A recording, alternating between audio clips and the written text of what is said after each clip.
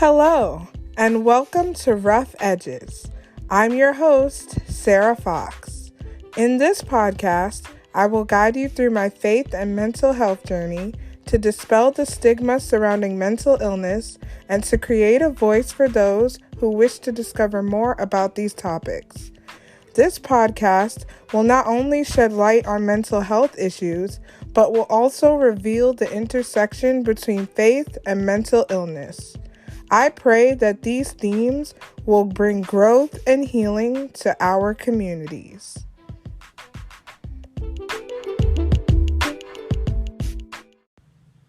Hello, everyone, and welcome back to another episode of Rough Edges.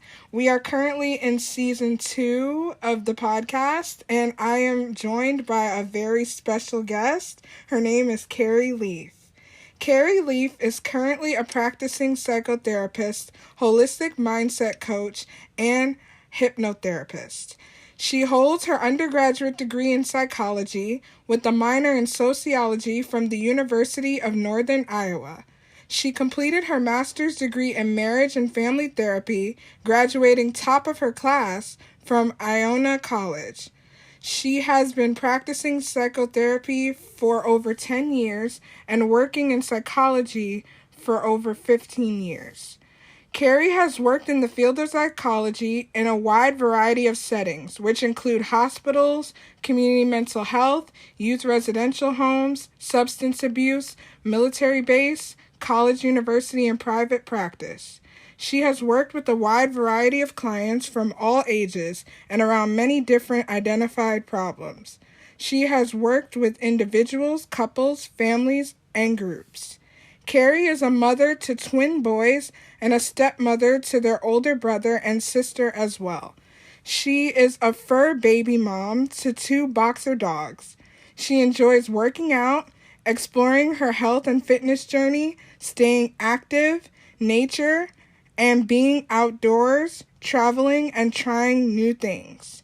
You can visit her website at www.carrieleaf.com/healing-tools or follow her on Instagram at Carrie Leaf Coaching.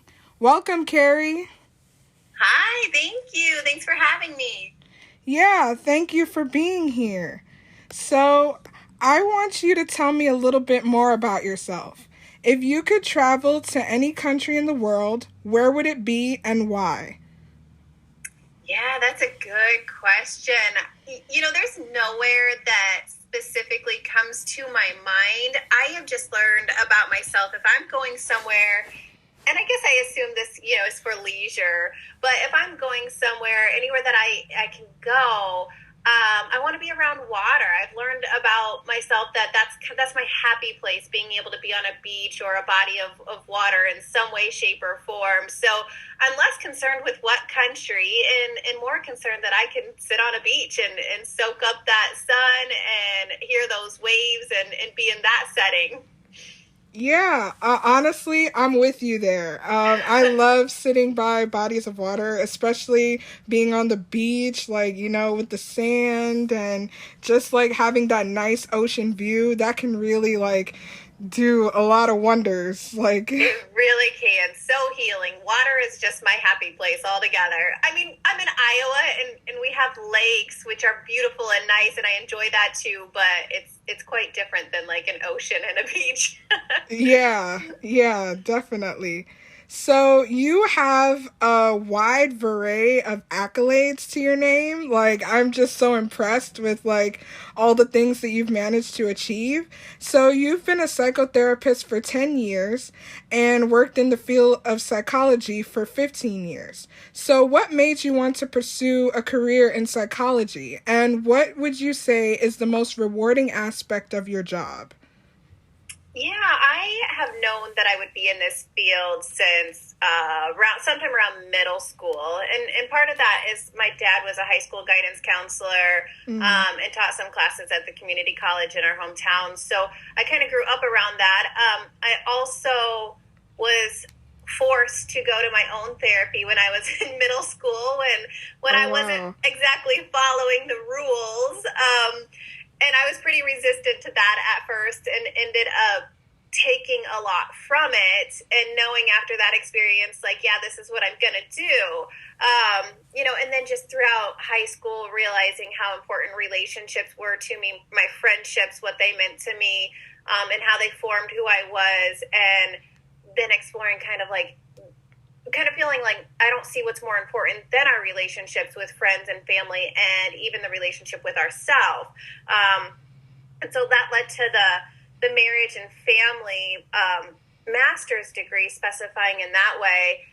I think, when you ask what's the most rewarding, I just can't, I can't see doing anything else. So I'm able to do my passion for my work all day, every day, which is amazing. And the rewarding part is that obviously you get to help. You get to help others. You get to see other people transform their lives. And I just can't think of a better feeling than that. But at the same time, I'm learning so much from each and every one of those clients. They're teaching me so much as well. And so I get to learn and grow right along with them. And I cannot imagine not constantly learning and growing, in the bio you read. I really appreciate and love to do new things, learn new things, and I get to do that in my field all the time. Yeah, wow. I love when you said you get to learn and grow along with your clients, because it's just so important to be able to just keep moving, keep transforming, keep evolving in your life. And I also love the fact that you love the outdoors and traveling and trying new things, because it just shows that you're constantly learning, you're constantly moving, and you're constantly being active and taking charge of your life. So I just admire that. Yes, thank you. On the flip side of that, sometimes I have to really teach myself and learn how to slow down sometimes too. Yeah. That's a thing. Yeah. So, you specialize in helping people move past harmful patterns in their lives. So what would you say is the root cause of people getting stuck in harmful patterns? Yeah, so good question. And I don't think that I could say necessarily a root cause that is the same for every single person. Right. But I can definitely say, well, I guess with that, I would say the root cause is that we all develop negative belief systems that we get stuck, and we start repeating these belief systems in our lives, and we think and feel this way. And so therefore, if we're thinking this way about ourselves, we start feeling that way about ourselves, and we start showing up that way in life. And that can come out in our relationships, our work, all areas of our lives. And then we start repeating that, and we get these patterns developed because we've ingrained this negative belief system. And so we all have this going on. But the difference is it could originate from anywhere, any different experience in everybody's lives. It could happen when we're younger. As cliche as it is, it often, it does develop from our younger years, our childhood. But it could be from one big event or many different little events that snowball. But every single one of us has them happening. Yeah. So, what are some helpful tips that you've practiced yourself that helped you move past harmful patterns in your own life? So there's a step-by-step program that I've kind of developed to look at that for myself and for my clients. And that's what I ended up actually putting in my book that I recently released. And it's the approach that I take, like I said, with myself and with my clients, breaking it down into little steps one at a time. I like to take a holistic approach, looking at mind, body, and spirit. A lot of times I'll have people first start out with looking at how they're treating their body, diet, exercise, sleep, which throws some people off because it's not necessarily exactly what they're thinking that they're going to come to me for. Mm-hmm. But it's crucial to start scanning all environments of our lives, all areas of our lives. How am I doing with my health and my fitness? How am I doing in my career? How am I doing with my finances? What are my relationships looking like? And exploring those and scanning those environments, and then starting to boost them up so that we can get a strong wellness foundation. And then once we're feeling like we got a little more solid footing because we're cleaning up these environments in our lives and we're we're taking good self-care, then we can dive deeper into those negative belief systems and those patterns and start working and clearing those out. Yeah, and something that you said just now that I wanted to highlight was that all of these things are interconnected, like your diet, your like financial situation, your emotional, mental, like it's all connected. And a lot of the times it's like we try to focus on one more than the other. I know at least for me, I try to focus on like my emotional health a little bit more than I diet and exercise, if I care to admit. Um, but like, Me too. yeah, but I just love how everything is interconnected and that your step-by-step approach actually helps target each of those things. So that's Yeah. really cool.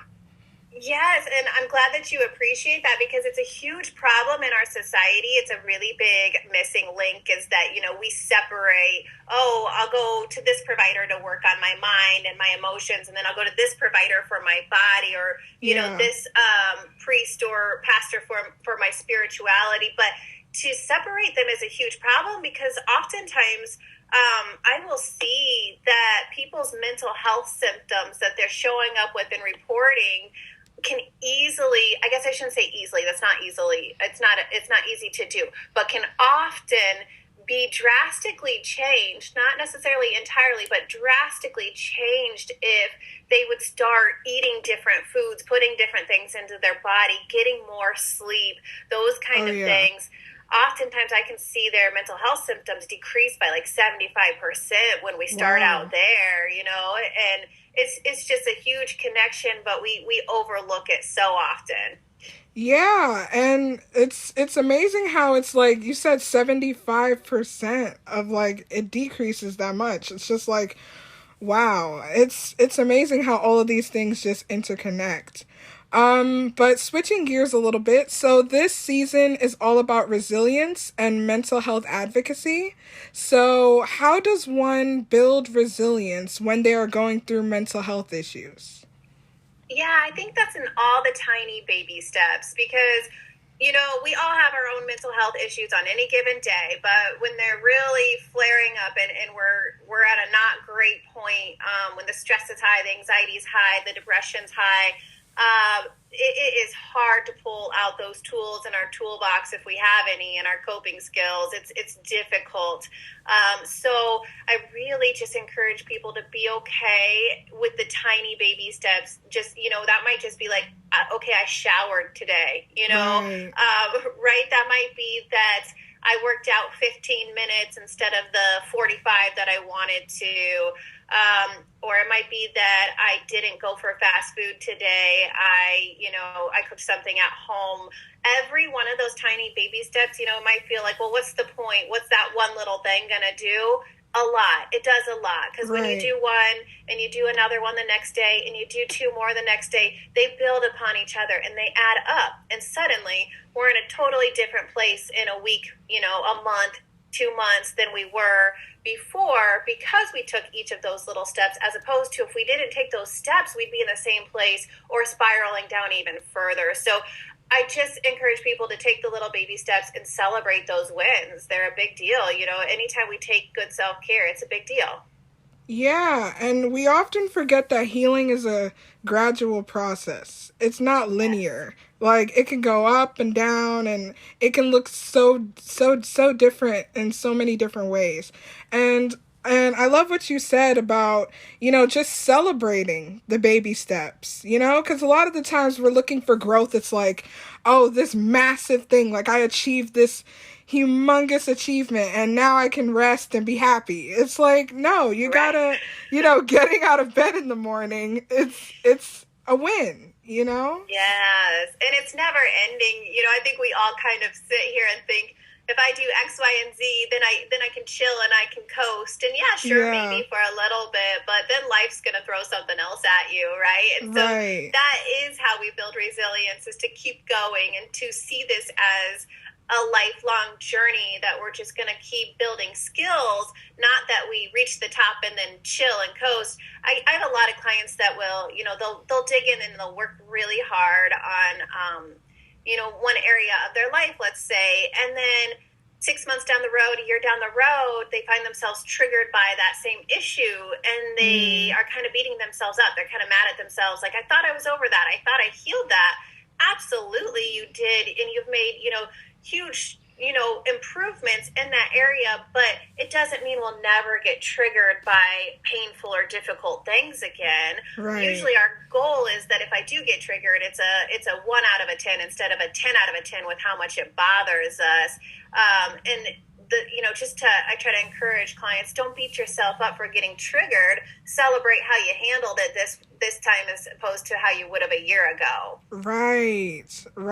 That is very important. Especially, it's like when you're healing, you're growing like your threshold for like your different triggers. Because I'm even noticing as I'm going through my own journey, it's like things that used to bother me like 5 years ago. I'm not saying they don't bother me anymore completely, but I have a totally different approach to how I interact with this situation or react to something that happens. So, yeah, it's just incredible how over time these things that used to trigger us in like the worst possible way can only lessen that. Absolutely. As long as you put the work in, right? Yes. We all know the areas that we don't grow in, and we're acting like we're 15 when we're 45, right? Yes. Yep. Yeah. So you mentioned it earlier, but you wrote a book. Congratulations, by the way. Thank you. The book is called Theorize Yourself, Choose to Heal and Find Your Truth. So can you give a brief synopsis of your book and what inspired you to write it? Yeah, I got to make a quick correction because it's therapize yourself. You're off by one letter, and that's okay. It's not a real word.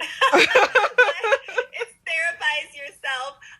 And really, when I was talking about my approach and what I do for myself and for my clients, that's what the book is really delving in, explaining that step by step. It's my 15 years of practice kind of bundled up into one little book because it's the things that I found myself realizing that they worked. This is what I have seen work, for the majority of my clients, no matter the age or the issue they're working on.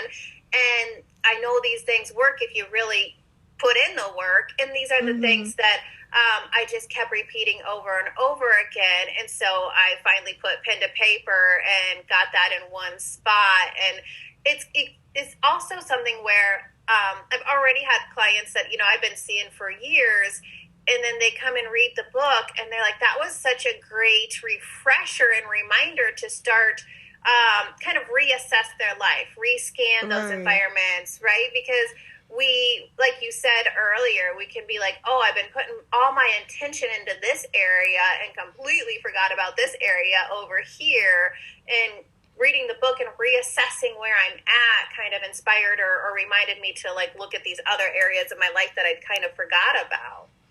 Yeah. So, in your book, you describe some steps to help someone build resilience and go forward in their healing journey. Would you mind describing that process or a little bit about it? Yeah, so I really am going to, like I said, take that holistic approach. I want each person to look at mind, body, spirit, and those can be kind of big and vague. So we kind of explore them together and what that means to each person and where they're at. And then I'm looking at the different environments, like I mentioned before.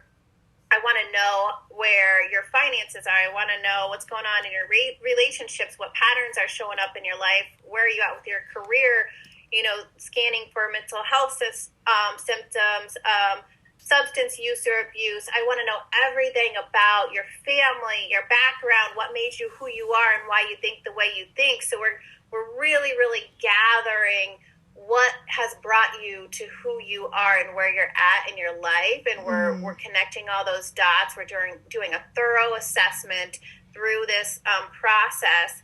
And once we get there, then, as you mentioned earlier, kind of my favorite thing to do, what I like to really focus on in my practice, is then identify what's my negative belief system, my limiting belief system in life that's holding me back. And we can delve into that from any area. Maybe you're coming to me to work on relationships, or maybe you're coming to me to work on anxiety. It doesn't matter where we start. we can start with anxiety and then go back and explore what's the negative belief system in your life that is bringing up this anxiety.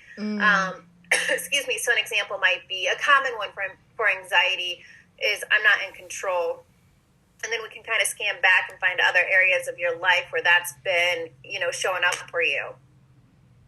Yeah. So I like what you said about the negative self-talk, or the negative thought patterns that come up, because it's like you start off with wanting to work on these different areas of your life, but then you realize it's all going back to like a negative thought pattern. Like you said with anxiety, like, I'm not in control, this is making me anxious. Or with like body image, like, oh, I'm too fat or I'm too thin. Like, all of these things stem from a negative like self-talk or negative thought pattern. So it's really interesting how that develops. Oh, it's so powerful. And the basis there is going to be behind cognitive behavioral therapy, which says our thoughts lead to our feelings, lead to our actions. But, take it a step further when we're really delving into that, because when we think of our thoughts, we think of the conscious thoughts, the ones that we're aware of, the ones that, that internal dialogue that we hear ourselves speaking to ourselves every day. But these negative belief patterns are often swirling around in that subconscious. We're not generally aware we're walking around telling ourselves these really kind of like mean things about ourselves on a regular basis, right? And some of us are aware sometimes, but a lot of the driving force is on a subconscious level, and we want to bring that subconscious to the conscious level. In the book, I talk a little bit about one of my big ones when I was exploring my dating relationships and the patterns there. And, I keep picking the same type, but the common denominator is me, right? Like, yeah. I'm the one that keeps, having these relationship patterns showing up, and, had to put some work in. There's a big, I'm not good enough belief under that. And so that was going to heavily, if I'm feeling from the inside out that I'm not good enough and maybe I don't deserve better, I don't deserve a good, happy, healthy relationship, then I'm not going to pick one that's very compatible for me if I feel that way about myself, right? So having to really dig in and do some work there and clear that negative belief out.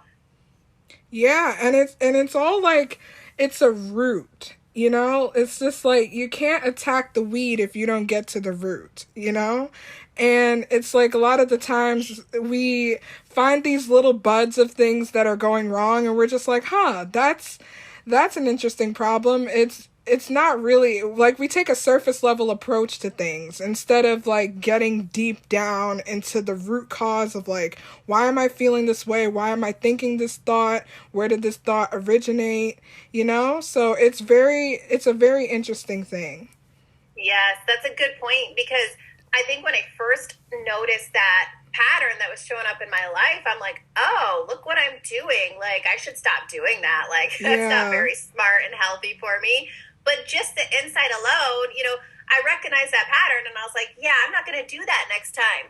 Well, guess what happened in the next relationship, Did it again, because the insight alone, trying to behaviorally change it wasn't enough. I needed to start from the inside out and start figuring out, where did I get this belief system from? Why do I feel this way about me? How did this originate? And then, allow myself to focus on that and challenge those thoughts and clear that out from mind and body. And then we can let it go and move forward. And that's, like I said, that's not to say that negative belief doesn't pop up every so often, but it's not the driving force once you put the work in to clear it out. Yeah, so thank you for that. That was awesome. You are a woman that wears many hats. And so in addition to being a psychotherapist, you're also a life coach. So what made you want to become a life coach, and what's the most challenging aspect of being a life coach? Good question. The life coach part is a little bit more a sign of the times, I think I would say, because wanting to spread my message and help others in all around, the nation or the world in any situation or any setting, and how the world is going more and more online and virtually, the life coaching is a bit a piece of that, to be able to reach more people in different ways, where as in my therapy practice, that's very local, and there's licensing, state licensing.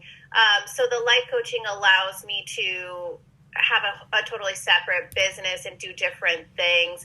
And then unfortunately, people are talking about it more now, but unfortunately there is still very much that stigma around mental health and therapy. Yep. And sometimes people are going to look at jumping into coaching differently than therapy, and they are different, but there's a lot that overlaps as well. So we're whatever's going to lead to self-improvement, whatever works for whoever and gets them going to work on themselves, then I'm all about that. Yeah, and I'm so grateful and happy that you do that, because a lot of the times people look at like even psychotherapy as something that's really scary, or something that, just causes like a lot of grief, or it's heavily stigmatized. And the fact that you just, take it as an opportunity to help people and help them process their pain and help them move forward in their healing journey, that's something very admirable. And I really commend you for doing that. Thanks. I'm glad that you brought up that it can be scary, because it can. And I failed to mention that's another part of what's behind my book, was trying to kind of be that stepping stone for people that haven't been in therapy, but maybe interested. That a lot of people will pick up a self-help book and like work on that themselves before reaching out to a professional.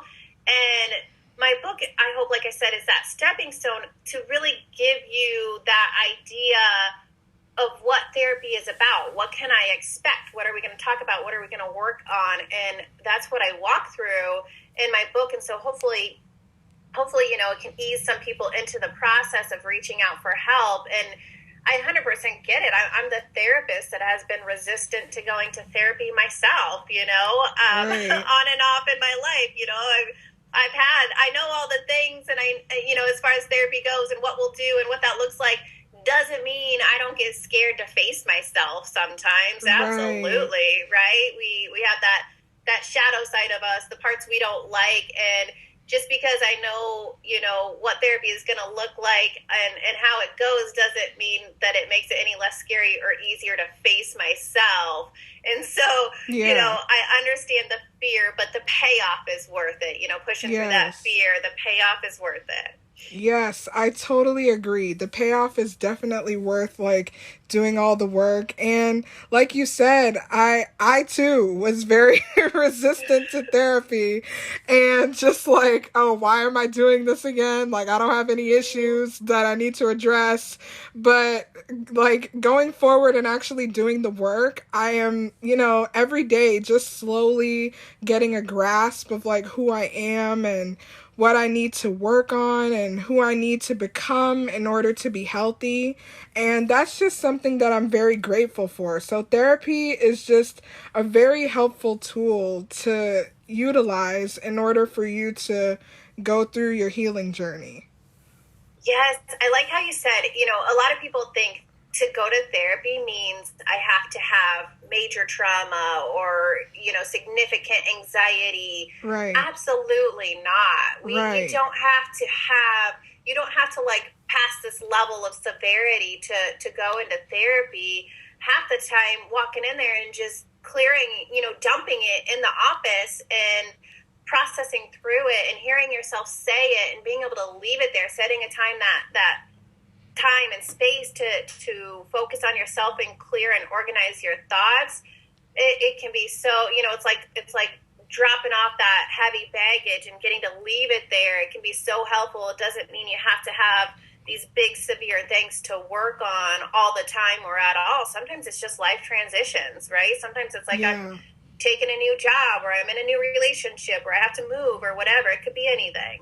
That is so important, because a lot of the times we think when we think of therapy, we think, oh, I had to have gone through a traumatic experience. When you could just need somebody to talk you through like a breakup or, you Right. know, like a job, like you said, a job transition or, you know, even moving to like another state or another country can be something that's tasking on our mental health. Like having somebody to help you walk through that is just very important. And so I love how you brought up the misconception that a lot of people have. Like, you have to go through some big traumatic experience to go to therapy. Right. Not at all. Yeah, so how do you feel? I know you must feel amazing, but to put it in your own words, how do you feel when you see your clients build resilience and put your advice to work? Yes, amazing definitely sums it up, but I would say proud. I would say I'm really proud and inspired by those clients because there is the piece of it that you can come in and talk to me every single day for an hour every single day and take absolutely nothing from it or very little from it. You know, like at the end of the day, therapy is you get what you give. And so Yeah. when I see these clients transforming their lives, it's because I know they put the work in. Like they really faced themselves. They really dug in. They really followed through outside of session. And I'm proud of them. And I'm inspired by them too, because, you know, I can talk the talk, but, you know, it's not 100% of the time that I walk the walk in my own life outside of here. And so, you know, Right. they'll motivate me to like, yeah, practice what I preach. And, you know, so definitely proud and inspired. Yeah, I love what you said when it's like the client can also help you. It's like a mutual relationship, you know? It's not just one-sided where it's like, okay, all one person is doing is giving and the other person's doing is taking. It's like you in turn are motivated by your client and the work that they're doing as well. So I think that's very important. Absolutely, because I'm not fixing or healing anybody. Everybody is their own best self healer. They're the only ones that can do it. My job is to guide. My job is to help them get to their own answers because intuitively we all have our own truth, our own answers. We're our best own self healer. We just have to kind of sometimes find our way there, and that's not always the easy part. So I'm just a guide. Everyone is fixing and healing themselves, and yeah, that's definitely motivating. I really love that. Um, okay, so given your area of expertise, do you have any like additional advice for those who want to grow in their mental health journey? Ooh, let me think. I think I would circle back to just start with the baby steps, whatever that looks like for you. You know, I start with the baby steps and scan your environments. Where are you overlooking in your life? What are you not attending to? And then the other piece of it would be let's talk about it. You know, to anyone and everyone, let's continue to break that stigma around it. Let's continue to make it more quote, you know, normal to ask for help and just spread that word and that message and get more people talking about it and just taking those baby steps and not forgetting the mind body spirit connection, not Yes. overlooking that. So remembering that it's a holistic approach. Yeah. And I just want to thank you for, you know, just having that holistic approach and not making it like a one size fits all type of therapy, because a lot of the times we have a misconception that, okay, therapy is just a bunch of steps that I need to complete and then I'm healed. Like, you know, so I'm Right. glad that you have that approach, which is also very helpful. Yeah, and you know, more and more people, more and more providers in any field are starting to try to link and make those connect those dots and link together.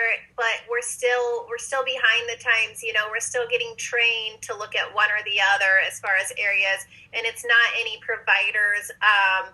You know, wrongdoing or fault, that they're doing what they were taught and what they were trained. But the more we can Right. start connecting those dots and linking it all together, the better we're going to be. And, a lot of that is empowering people to take charge of their own mental health, their own body, because not one doctor, not one provider is going to have all the answers for you. So it's your job to seek and push and learn and grow and be your own advocate as well. Yes, so that's a perfect transition into my final question. So as we come to a close, you mentioned advocacy. So what does mental health advocacy mean to you? Yeah, so I'm looking at that as being the voice, speaking up for anyone and everyone to look at, pay attention, support mental health, and helping people to get healthy and interconnected, that like we said, that mind, body, spirit. So advocating for anyone and everyone, but also, like I just said, learning to advocate for ourselves when it comes to providers and, not necessarily accepting only one view and one outlook. And so I think, that's a lot of what's behind my message in my book, is empowering people to therapize themselves and to work on themselves and to talk about it and to ask questions and go on that journey. Yes, and also, I love that you talked about advocating for yourself, because that's very important. It's just if you don't advocate for yourself, no one else will, So it's just great how you kind of flipped mental health advocacy, because a lot of the times we think it's someone else is doing the talking, someone else is standing up and smashing the stigma, but it's it really starts with you, So right. I'm happy that you mentioned that. Absolutely. Yeah, so Carrie, where is your book available? You can find that on Amazon. Okay, awesome. So I want to thank you so much, Carrie, for joining me today on this episode. You provided a lot of great insight, and it was a very profound discussion. So yes. Yeah, so if you want to hear more, just tune in next week for more empowering episodes on Rough Edges.